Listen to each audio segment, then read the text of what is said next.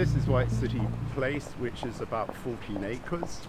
It's got an interesting history because in 1908 it was the site of the Olympics, and we're actually standing on what was the running track and the finish line of the marathon, which came from Windsor to here. It was this marathon which is now the standard slightly odd distance for a marathon.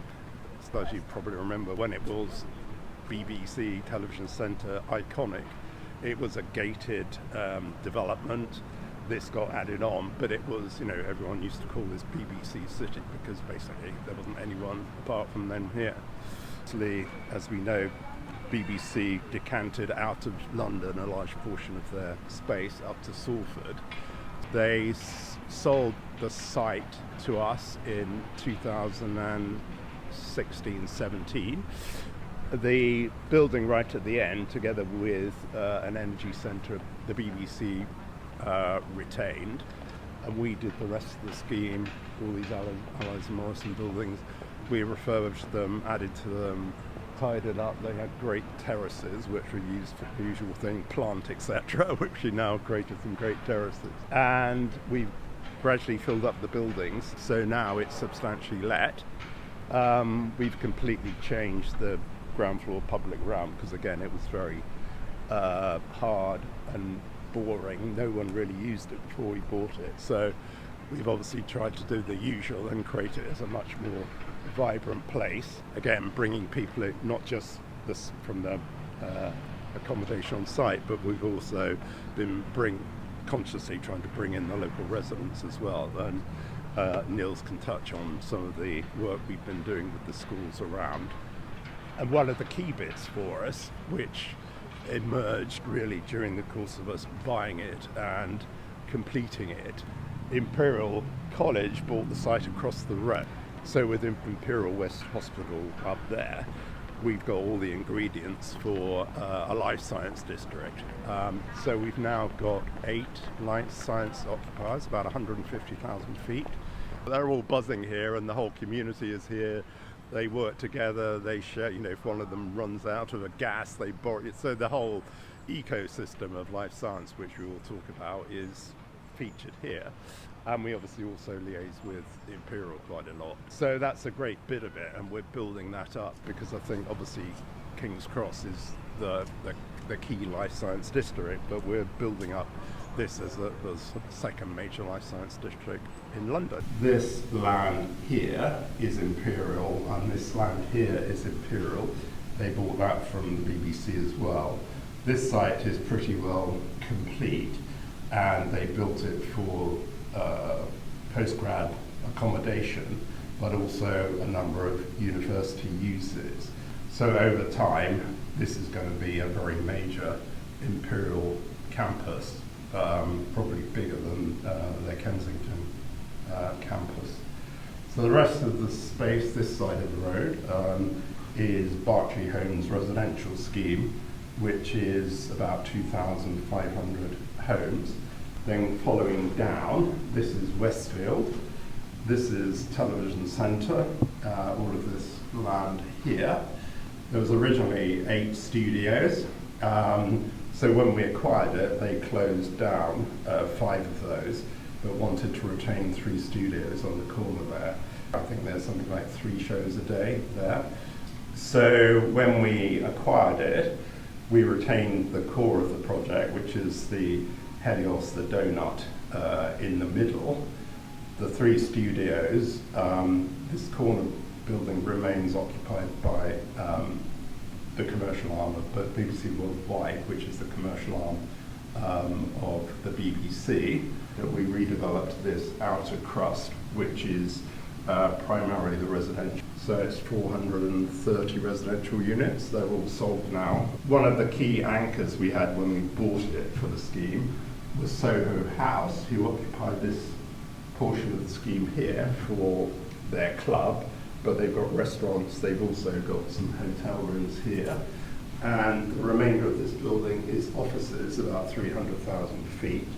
So this is the Wormwood Crescent building at Television Centre, which we recently completed earlier in the year, and it's an important milestone for us in that it represents a new building we've developed with demonstrably low embodied carbon intensity.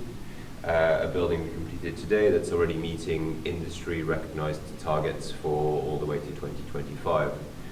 We're achieving a C band on the LETI and REBAS scale that our industry is increasingly familiar with.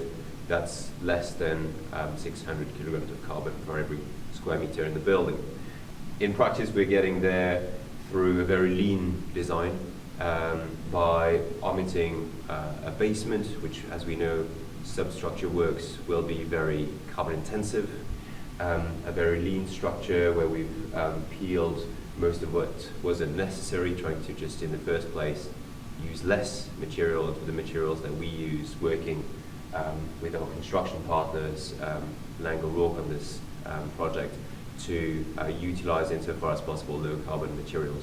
So we're very proud of the results, and it demonstrates that we can build today buildings that are meeting already the GLA aspirational targets, and we know it's only part of our journey. The work we've done here at White City is, I think, a really good example of the approach we're taking to placemaking. You can see the extent of planting and greenery. The recent work we've done around this here was also to find out improvement opportunities to keep improving the local ecology and biodiversity. And we've started already with increased planting from drought-resistant species and increased planting around climate resilience. Behind us we've got Westworks and MediaWorks in front of us. These buildings part of our managed portfolio of buildings where we are putting in place optimization energy programs. First and foremost, we worked here with a building that was already there, a building that was reinvented from the 1990s, which meant a significantly lower carbon in construction. And as we know, that is the main source of carbon emissions when it comes to development. Over half of a building's carbon emissions will happen just to build it. So with these buildings here, we've really started from what was already there and improving it to give them a new lease on life. In our management of these buildings, we're putting in place energy optimization programs.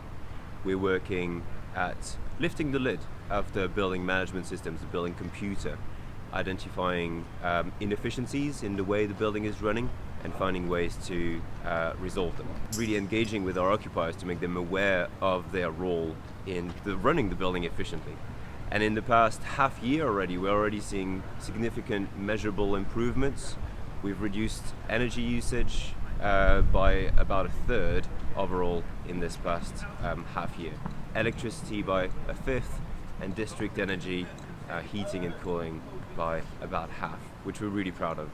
Importantly, on the social engagement here at White City, there's a lot going on. We've got close relationships with the local community. The White City Community Centre is just down the road. We also had in the summer space for festivals and the local community life. The other aspect of this is the Stanhope Foundation that we've set up now 2 years ago. We've celebrated the second anniversary most recently, and the result of this has been really incredible. For its second year, the Stanhope Foundation has raised over £728,000 for the charities we support. The focus of the foundation is on helping people find meaningful employment. So we work with St Mungo's, we work with the Princess Trust, we work with Construction Youth Trust, and the money we raise there is helping us to help people get into meaningful employment. This year we've been really proud to have achieved a B Corp certification, which is recognizing organizations demonstrating strong environmental and social performance, but also transparency and accountability. This is a certification that's still relatively new within our built environment sector, and that makes us especially proud of being part of this family. We're also very proud of the score that we've achieved in doing so, which is one of the highest reported in the B Corp community. We think that sets us apart, and that also provides us a useful toolkit to keep improving our practices, the way we set ourselves, our governance internally, but also our environmental and social performance.